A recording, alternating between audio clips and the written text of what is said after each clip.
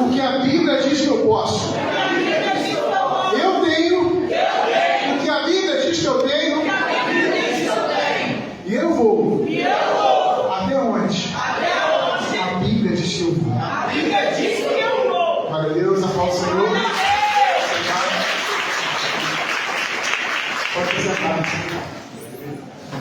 Meu nome é Rafael, não me conhece ainda, sou casado com a Tamara, como companheiro aqui. A gente congrega na ICBA, sob a bênção e autoridade do pastor Helder, que todos nos abençoados.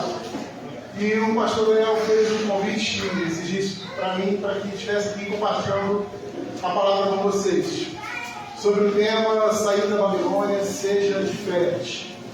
É um tema muito forte. E desde então eu tenho pedido para o Senhor aquilo que Ele quer falar conosco.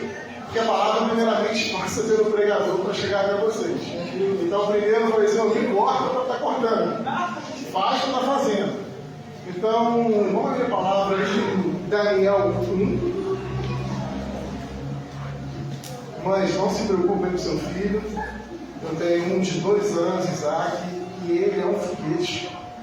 O pessoal na ICBA sabe, ele corre o tempo inteiro, ele pula o tempo inteiro, então não se preocupe. Eu sei como é que é isso. E a gente que é pai e mãe acha que está morando, não tem uma, tá? Fica tranquilo aí, deixar vir os pequeninos. No ano terceiro do reinado de Joaquim, rei de Judá, veio Nabucodonosor, rei da Babilônia, a Jerusalém e a sitiou. O Senhor lhe entregou nas mãos a Joaquim, rei de Judá, e alguns utensílios da casa de Deus. A estes levou-os para a terra de Sinar, para a casa do seu Deus, e os pôs na casa do tesouro do seu Deus.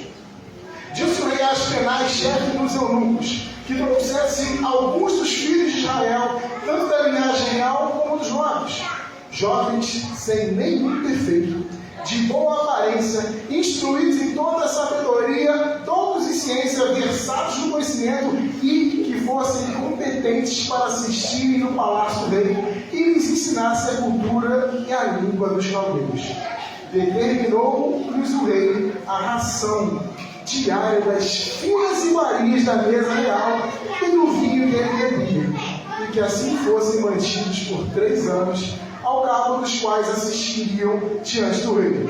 Entre eles se achavam dos filhos de Judá, Daniel, Ananias, Misael e Azarias.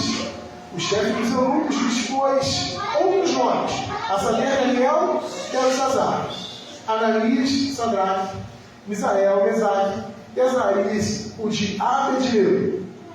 Resolveu Daniel firmemente não se contaminar com as finas iguarias do rei, nem com o vinho que ele bebia. Então, pediu ao chefe dos eunucos que lhes permitisse não se contaminar. Ora, Deus concedeu Daniel misericórdia e compreensão por parte do chefe dos eunucos. Disse o chefe dos eunucos a Daniel: eu tenho medo, meu senhor, o rei, que determinou a vossa comida e a vossa bebida. Porque, pois, veria ele o vosso rosto mais abatido do que o dos outros jovens da sua idade? Assim vocês poriam em perigo a minha cabeça para morrer. Então disse Daniel ao cozinheiro-chefe, aquele chefe dos eunucos havia encarregado de cuidar de Daniel, Ananias e Azarias: experimenta, peço-te os teus servos 10 dias, e que se nos peguem legumes a comer e água para beber. Repita comigo: 10 dias. Então se veja diante de ti a nossa aparência dos jovens que comem das finas iguarias do rei, e segundo vires, repita, segundo vires, age com os teus servos.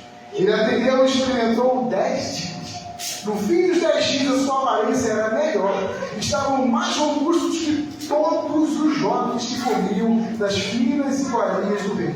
Com isso, o cozinheiro-chefe tirou dele as finas iguarias, o vinho que deviam beber, e lhes dava legumes.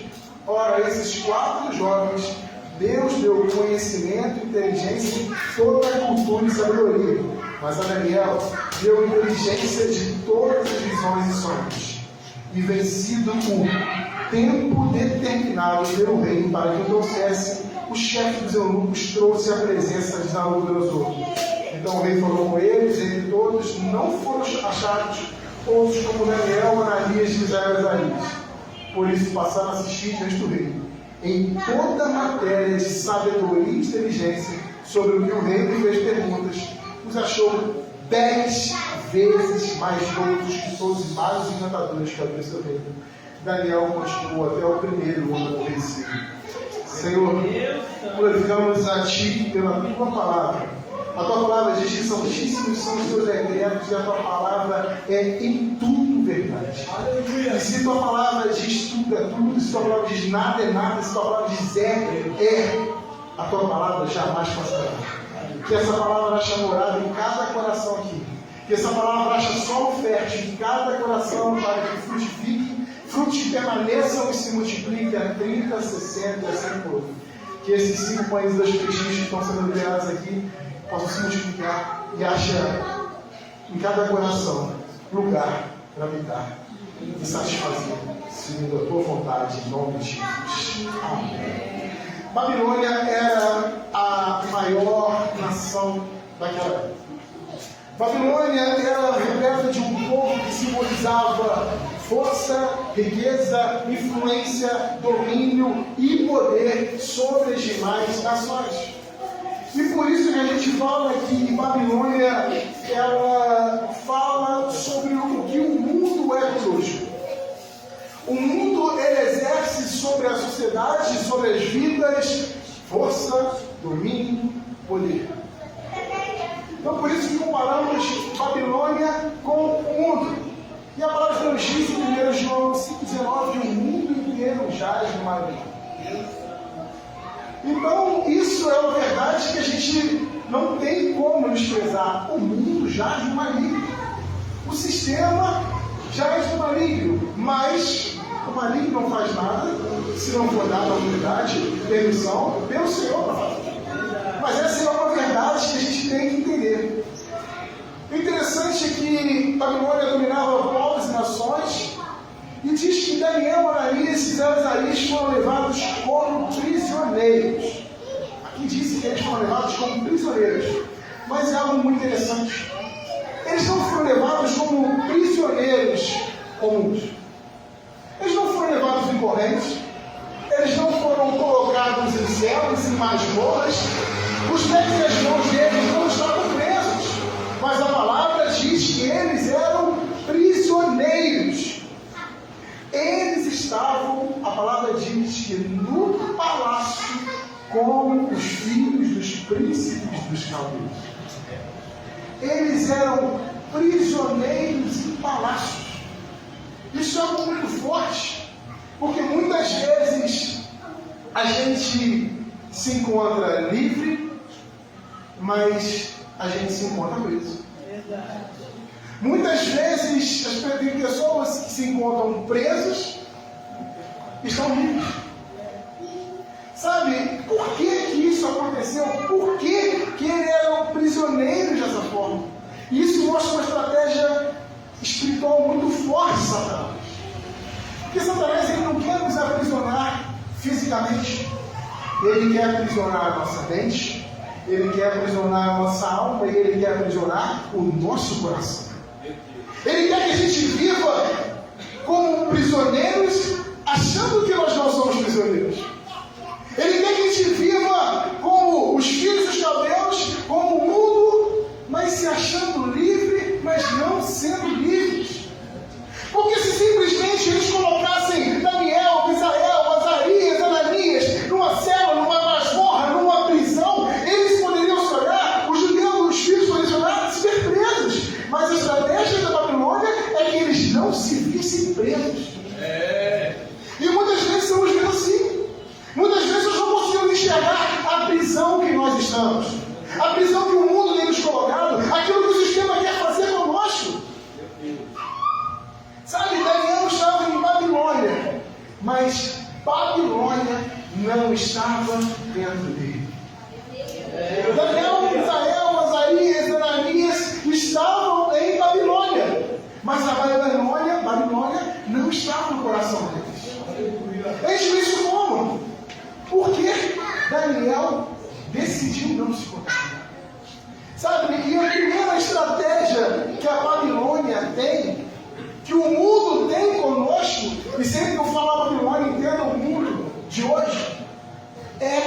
gente esqueça da nossa identidade. A Babilônia veio para mudar a nossa identidade. Porque quando a gente perde a nossa identidade, a gente se perde. Quando a gente esquece de onde a gente veio, quando a gente esquece daquele que nos criou, quando a gente esquece daquele que nos formou, a gente perde tudo. Quando a gente esquece o nosso nome, a gente esquece de onde a gente veio. Sabe, a gente vê aquelas pessoas que muitas vezes têm algum problema, um acidente, perdem a memória e perguntam quem eu sou, onde que eu estou. A pessoa se esquece de quem ela é e ela não sabe aonde ela está. Porque a estratégia de Satanás é essa, que a gente esqueça, mude a nossa identidade. Porque o inimigo sabe, se conseguir fazer alguém se esquecer de quem é, vai poder controlar. Porque se você não saber quem você, não souber quem você é, eu posso falar para você quem você é. A pessoa sofreu um acidente, perdeu. Quem eu sou? Eu posso falar, você é o João. E a pessoa, sou João. É isso que acontece. Daniel, a palavra Daniel, o nome Daniel significava Deus é o meu juiz. Ananias significava o Senhor é gracioso. Misael significa quem é como o nosso Deus. Azarias, o Senhor me ajudou, o Senhor é o meu auxílio. Pare, pensa interessante. Eles estavam no palácio, junto com os demais cativos da Babilônia, mas eles sabiam quem ele era. Eles falaram assim: o Senhor é juiz, vem cá, beijinho. O Senhor é gracioso, vamos comer o café da manhã? O Senhor quer meu auxílio, vamos dormir? Eles sabiam quem eles eram. Eles sabiam quem eles eram. Então, mesmo na Babilônia, mesmo no mundo que eles viviam, o nome do Senhor continuava sendo glorificado. Mas Satanás não aceita isso. Satanás não quer que o nome do Senhor seja glorificado. Satanás quer que a gente perca a nossa identidade. Satanás quer perder a nossa identidade e pegar a nossa identidade e rasgar. Se eu pegar uma identidade aqui agora e rasgar essa identidade, eu deixo de ser quem eu sou? Não. Mas se ele rasgar a nossa identidade e ele começar a falar assim: a partir de agora vai ser isso.